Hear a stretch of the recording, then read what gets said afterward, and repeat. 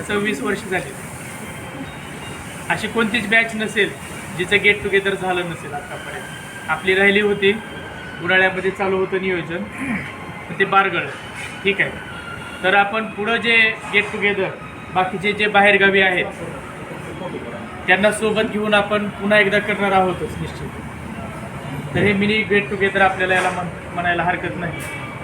पुढचं आपण याच्याही पेक्षा व्यापक स्वरूपामध्ये आपण घेणार आहोत. तर सर्वप्रथम आपल्या या कार्यक्रमासाठी आशानं आता म्हणून दाखवलं की माझं कोणीच नाव घेणार.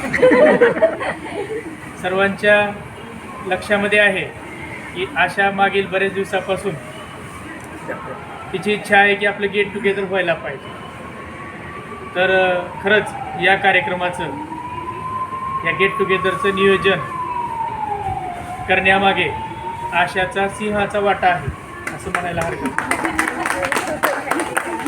नाही. आणि आताही हे झालं नसतं, आशा इथं आलेली असल्यामुळे 2 दिवसापूर्वी तिने मेसेज टाकला की मी आलेली आहे आणि आपण गेट टुगेदर नसे नका पण आपण या ठिकाणी भेटू.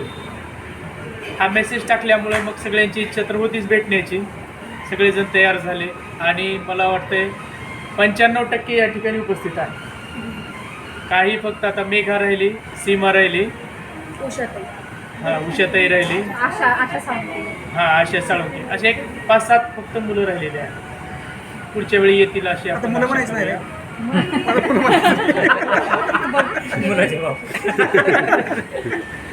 ठीक आहे, अशा अपेक्षा सगळंच. तर या ठिकाणी आपण स्वागत घेऊया. तर ऑल टाईम दादा असणारे आपले ग्रुपचे दादा, आपले दादा आदरणीय रवी दादा यांना मी या ठिकाणी या कार्यक्रमाचं अध्यक्ष म्हणून निमंत्रित करतो. बिल पण द्यायचे दादा म्हणून